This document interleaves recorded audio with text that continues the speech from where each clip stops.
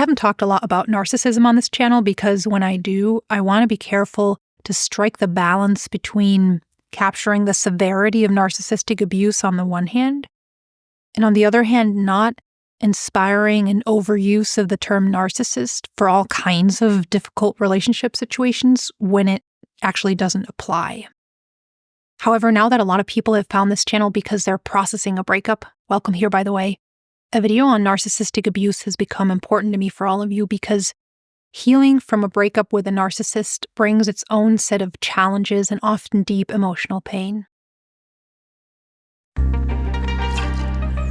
Narcissistic behaviors in relationships include domination, gaslighting, manipulation, invalidation, exploitativeness, dismissiveness, rage, threats, revenge, humiliating, and lying.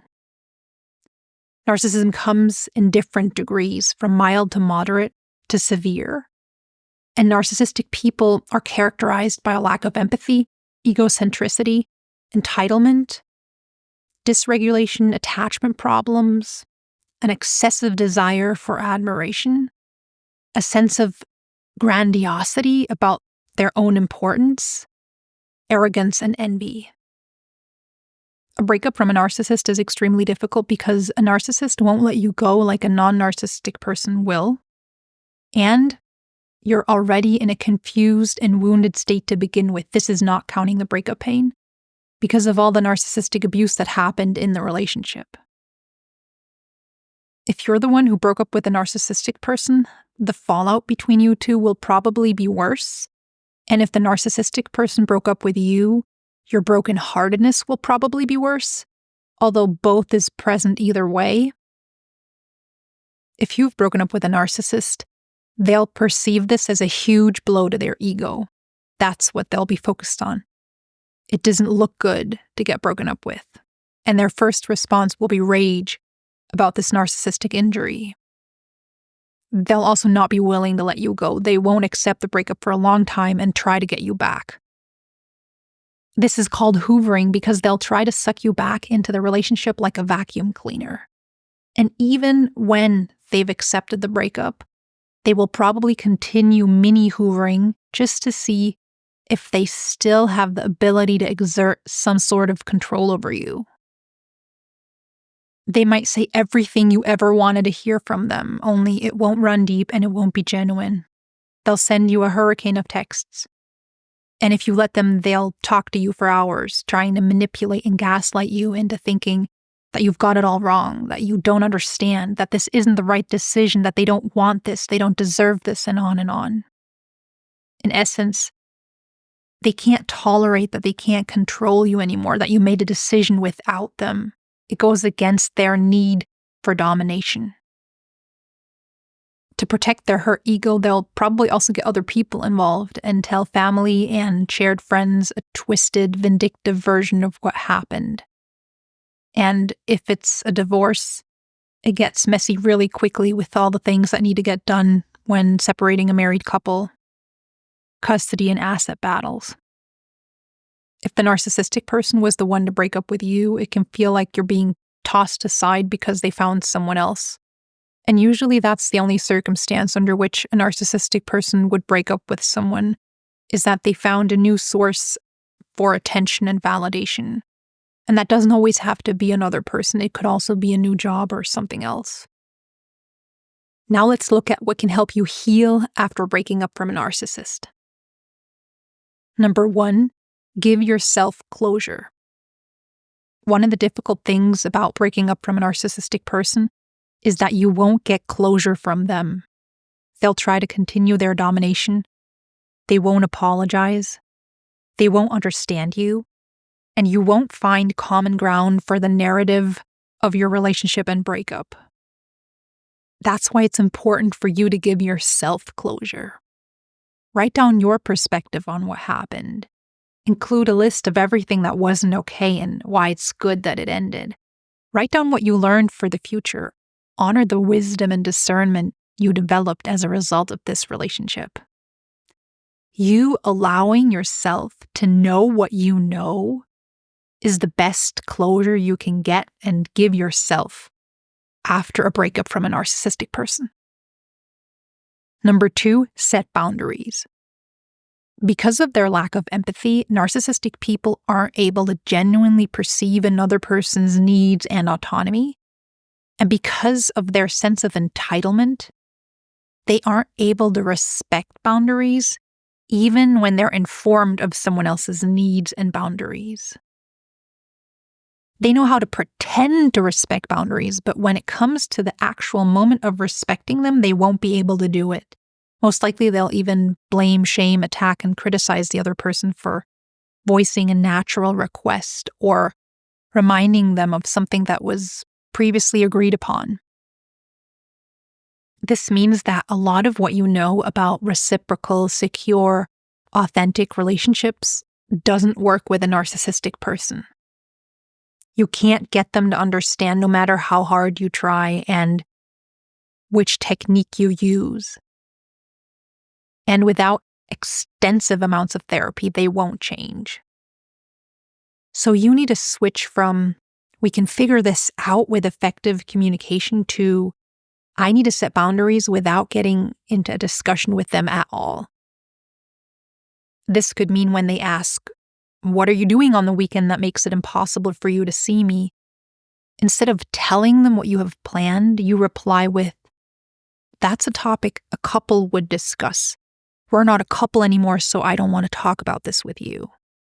Or when they send thousands of texts or call hundreds of times, not to answer every time. Or not at all, if you're in a position to go no contact, which I know not everyone is. Dr. Ramani teaches the following mantra for boundaries with narcissistic people, which sums it up really precisely. You can't win, and if you try to win, you'll exhaust yourself. Narcissistic people will try to get you to try to win, and then they won't let you through gaslighting and manipulation. It's best not to enter the arena when they open the door so invitingly and just say, thanks, but I'm good. Number 3, allow yourself to grieve. You've given up or lost a lot with this relationship. That's bound to hurt. Allow your mind and body to respond in whatever ways they need to process this experience. Allow your emotions to be what they are without judging yourself for being weak or wrong. You're not weak. You went through painful experiences and your emotions are doing their job by letting you know how that has and is affecting you. Number 4, limit rumination. Narcissistic people like to confuse their partners. They'll twist and turn things for so long until you're confused about right, left, above, and below. Added to that, they'll probably have lied and withheld truths. What's confusing, though, isn't you, your inner world, the way you are, or your thought process, but their approach to life, which is so double-faced. Add to that all the shaming and loss of control you experienced throughout the relationship, and you've got a perfect recipe for rumination. Did I misunderstand something? First they said this and then they said that. How does that add up? What did I do wrong? What could I have done differently? What happened before our relationship took a turn for the worse? Why did I allow that to happen? Allow your inner world to sort itself. Journaling really helps here, and talking about it. At the same time, make sure to limit the time you spend in repetitive negative thought loops. Leave them with mindfulness and cognitive diffusion techniques. Number 5, rebuild self-trust. After narcissistic abuse, people's sense of themselves is wounded. After all the gaslighting, they don't trust themselves anymore, their own perception, perspective, experience, and feelings. They might even feel like something's fundamentally wrong with them, like they won't be able to live well without the narcissist, because that's the message they were exposed to all throughout the relationship. For as long as you were in this relationship, your sense of reality has been denied, criticized, and ridiculed. This loss of self is really painful and destabilizing. Now it's time to reclaim your reality and experience. Stop extending the narcissistic abuse in your mind by self-blaming, self-invalidating, and self-gaslighting. Deprogram yourself from the narcissist's definition of reality. Go on a journey of self-discovery. Discover or rediscover your truth and identity. Take time for self-care. Seek help in the form of friends, family, support groups, self-help, or therapy. A relationship with a narcissist is a trauma bond. That means you were held together by dysfunctional inner patterns based on past traumas, most likely from childhood. You feeling compelled to win over and have a positive effect on the narcissist is your inner child wanting to win over a neglectful parent. This yearning has a raw, primal feel to it, and when you fail because no one can win over a narcissist, it feels like primal abandonment. This is why it can be so overwhelming and all-consuming to step out of a relationship with a narcissist, no matter if they broke it off or you did. The intense reaction of your nervous system, rumination, anxiety, depression, disturbed sleep, and so on, makes sense in this light. Give yourself, give your body, give your mind the time they need to heal from this. Educate yourself on narcissism and inner child healing so you don't repeat the pattern. And once and for all, set boundaries with the narcissist and stop trying to win them over by getting them to change. I wish you all the best, and before I end this video, I have 2 book recommendations. Number 1, It's Not You, How to Identify and Heal from Narcissistic People by Ramani Dorvasula. She also has many very informative videos on her YouTube channel. And Adult Children of Emotionally Immature Parents, Guided Journal, Your Space to Heal, Reflect, and Reconnect with Your True Self, which is a great map for rediscovering and reclaiming your sense of reality. And it's written by Lindsay C. Gibson. Remember to subscribe if you want to. Till next time, take care. And remember, you can't win with a narcissist. And if you try, you'll exhaust yourself.